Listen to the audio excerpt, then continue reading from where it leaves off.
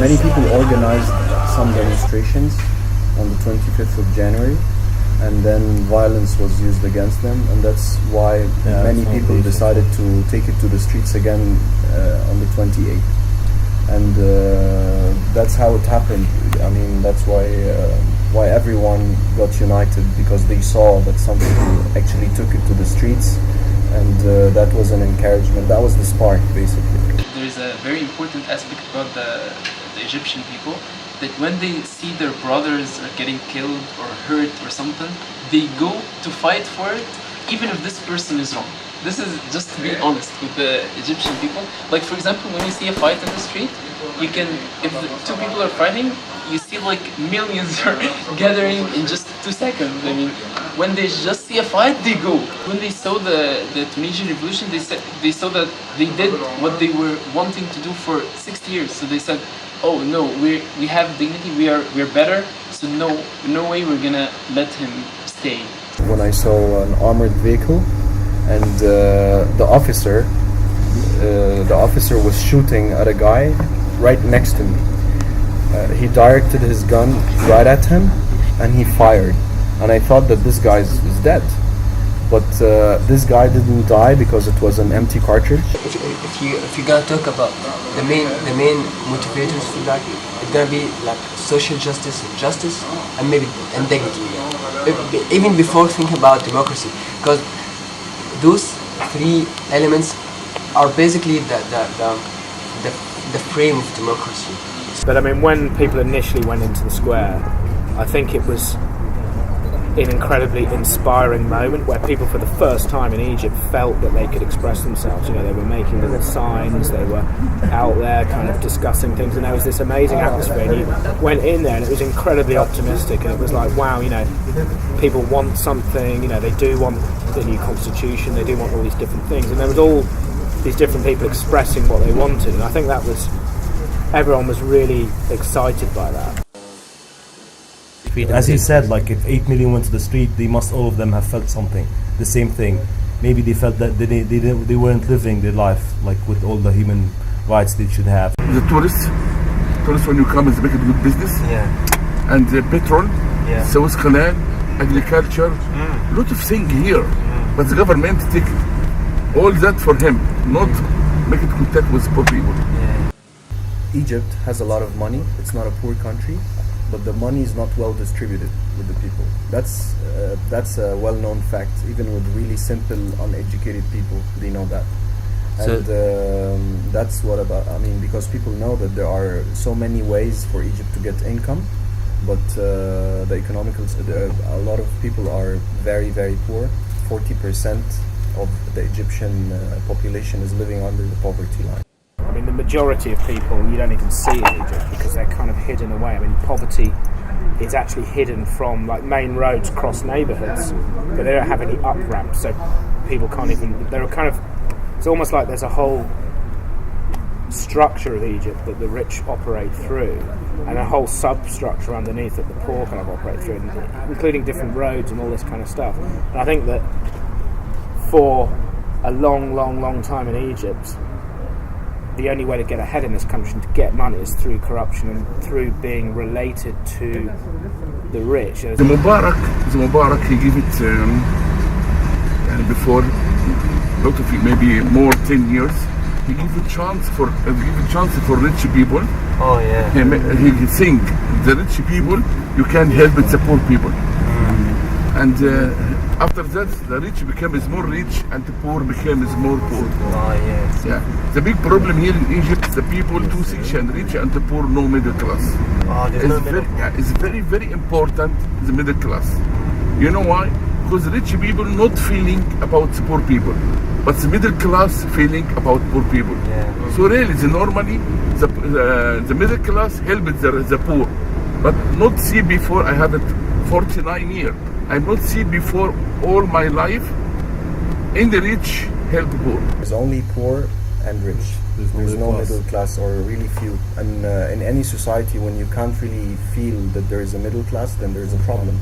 Because in a successful society economically, everyone should be middle class, and very little poor and like few poor people and fewer rich people. So that's not the case here. There's this kind of term wasta, which means, connections, and everything survives through wasta. And if you don't have wasta, then you're kind of nothing. And I think that for most poor people, they don't have wasta, and for decades they've been totally suppressed by the police and the security forces through things like the emergency law. I personally think that it's a bright future, but I think there would be more riots, there would be more small You would have a things that would happen.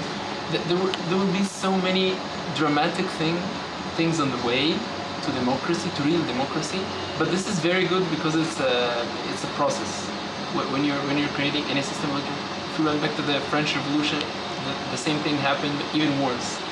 But we're in a better situation because people stand together, people support each other, people gather onto the thing that they love their country, they want to do something better for it. So this is maybe will lessen the effect and the impact of the dramatic situations that will happen. But there will be dramatic situations that will happen, and the conspiracy theory will continue for quite long till the military council, till the military council steps down. It's normal if you think about it logically. The country is not stable now. There's no president, there's no parliament, there's no. The police also, even if there are new ministers and new government individuals, still it's the same. You feel that it's the same, or they are trying to make changes, but the actual people who are working for the government are the same. One of the things about Egypt is that in order to keep the poor happy and in their place, food is subsidised here. So things like bread and oil and rice and all of the basics is heavily subsidised by the government. This costs the government a huge amount of money, billions of dollars a year. But by doing that, they manage to keep the poor fed, so the poor are kind of happy. The trouble with the revolution is that it's cost the country a huge amount of money. Tourism is dead. It's an expensive business. So the worry is, can the government continue to afford to pay these subsidies to keep all of this food subsidised and cheap enough for people to pay for it? If they can't, then that's when you're going to start getting more worrying disorder, because as soon as people can't feed themselves, that's when they get really, really angry. If you talk about what happened since Mubarak left, I think what happened is good. We are trying to make a new shape for the country, but it's not satisfying for the people. It's good, but it's not that good.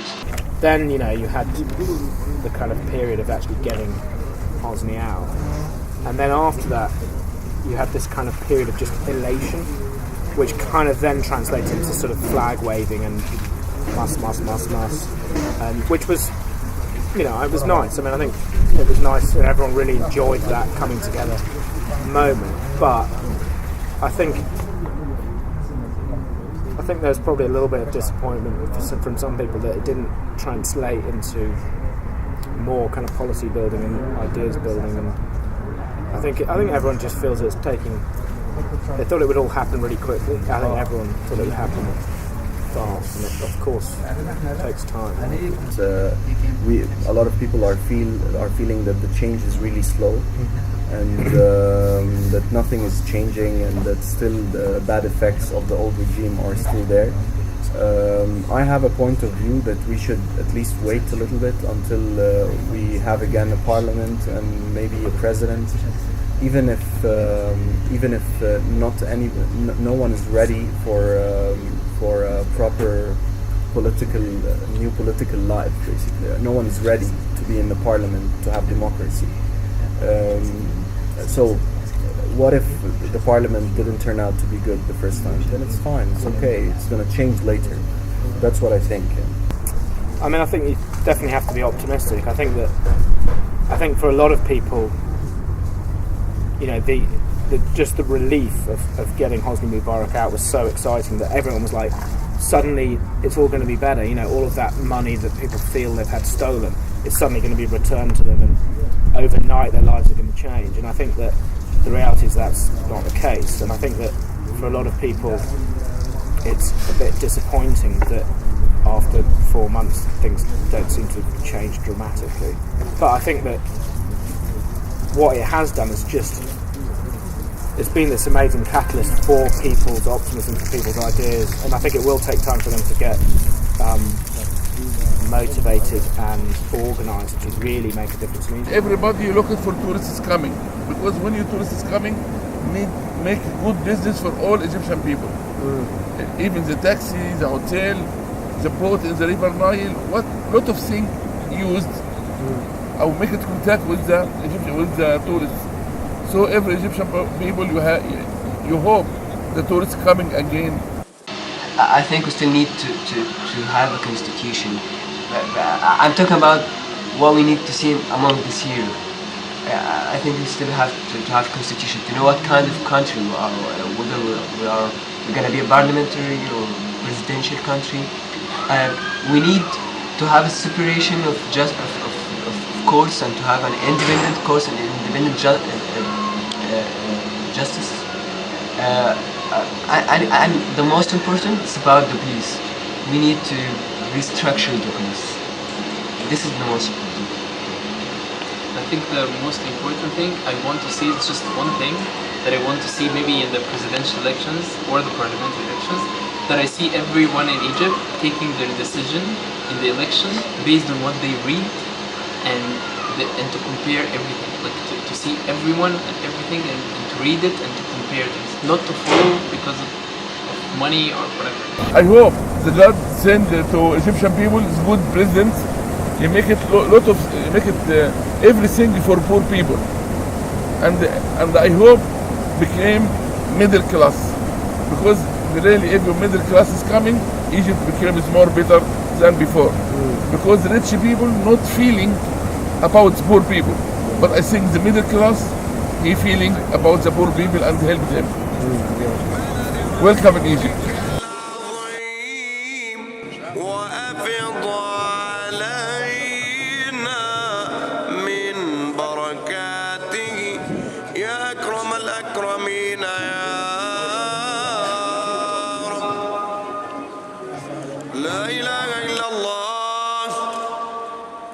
محمد رسول الله